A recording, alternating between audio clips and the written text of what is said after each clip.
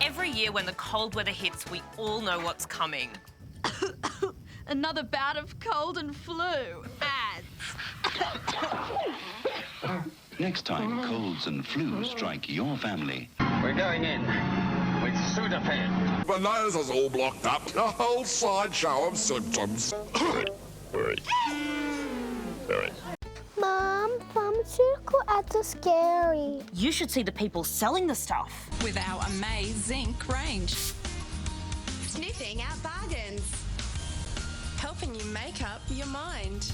And when it comes to cold and flu, pharmacies are full of shit. Yeah, like those lollipops. They're not lollipops, they're cold and flu medicine sold in the pharmacy to help sick kids. No, they're homeopathic garbage marketed as medicine.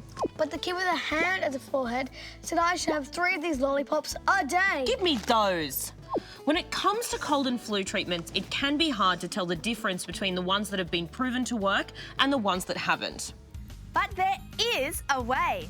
Let me show you how. On each of these packets, somewhere in tiny writing, it will say either OST-R or OST-L. OST-R means they contain ingredients with proven effectiveness. OST-L means the government regulator, the TGA, hasn't even looked at the ingredients to see if they work, so you can't assume they're effective. Think R for real and L for lame. And pick something with ingredients that are proven to work. These items represent work. Ugh.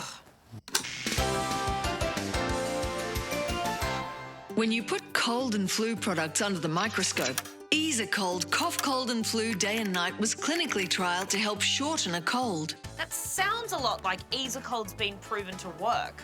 And to relieve all 31 of my symptoms.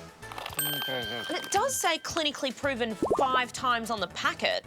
But when you put cold and flu products under the microscope, you can see that Easycold Cough, Cold and Flu are actually OST-L for lame.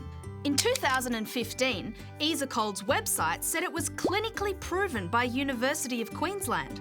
But the uni said their only involvement was to review the ethics of the study, and they got Easycold to take down the claim. That's not the only change to the Easycold website. It used to say clinically proven, but now says clinically trialled. The TGA found that the evidence that it was clinically proven to reduce the duration of colds and flu was wholly insufficient, noting problems with the clinical study, including that none of the people studied even had the flu.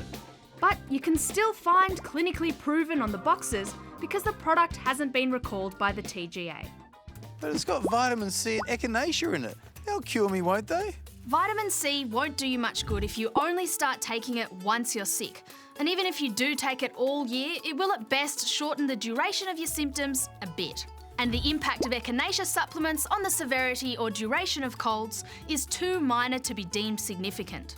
There's no evidence that any medicine will flat out cure a cold. All you can do is relieve the symptoms. Unless you're a wizard. Are you a wizard? Roger? Roger? Roger! Roger! Oh, TV was talking to me. Oh, we better get you some OST-R for real medicine. Now, it's important we get something to treat the symptoms you actually have. But I have all 31 of the symptoms. Sure you do. It's really important that you know what you're taking so you're not double dosing or taking something you don't need. I just want the pain to go away. Okay, let's start with pain relief. When you've got a fever and your body aches, new Lemsip Max Honey and Ginger can help give you a break from the symptoms. The real medicine in that is paracetamol, which along with ibuprofen and aspirin are proven painkillers. OST-R medicines have to display their active ingredients and their strengths on the pack, so look out for them and get the best value. These both have the same amount of paracetamol, so I'll just buy the cheaper one. Easy. Clearly, you already bought them both because they're in our house. Shut up! And if the active ingredient is only paracetamol, why wouldn't you just buy a packet of paracetamol for like $1? Because? Unlike cold and flu tablets, Lemsip helps keep you hydrated. Yeah, because you add water. So take the cheap paracetamol with some hot water and a bit of lemon. I regret having you.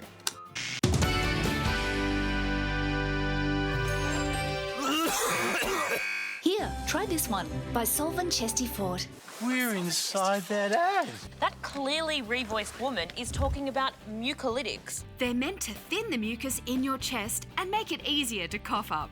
And expectorant is used for much the same thing. What if I have a dry cough? Well, that's what cough suppressants are supposed to be for. However, a comprehensive review of cough medicine studies didn't find strong evidence that any of them are effective. Even muco-whatevers? No. In fact, some studies suggested that a placebo is just as good. Haven't you just ruined the placebo effect by telling me about it? Hush. You're delirious. Oh, I've got a blocked nose. Nose, you can't keep me awake all night. Go to sleep. Sleep? I can barely breathe with this blocked nose. Decongestants work by reducing the swelling of nasal blood vessels. They come in tablet form, or you can get one to shove right up your nose. But if you overuse sprays, it could end up more blocked up than when you started. It's called rebound congestion, and some people end up in a vicious cycle of dependence that can last for years. Give me one more spray, yeah? Or you could try tablets with pseudoephedrine or phenylephrine. Pseudoephedrine is the strong one you need to ask your pharmacist for, while some studies suggest that phenylephrine isn't much better than a placebo. Yeah, but I'd love another spray. You might want to switch to saline nasal drops instead. They're effective, safe, and they won't cause rebound congestion. Yeah, or you might like to give me another spray! Honey, I'm going to ask you something and I need you to be totally honest with me. Is there a nose farting on a mouth riding a bicycle right there? It's just the TV. Okay, I think you've had enough stimulation for one day. Getting plenty of rest is what will help your body fight the virus. You can buy symptom relief, but the NPS MedicineWise site also lists some effective home remedies. Cheers, Cheryl. And if you can't remember all this stuff, just ask your pharmacist or doctor for help. Or call the government's medicine info line at 1300 medicine, where you can talk to a registered nurse for advice. But I don't think anything can reduce the severity of man whining.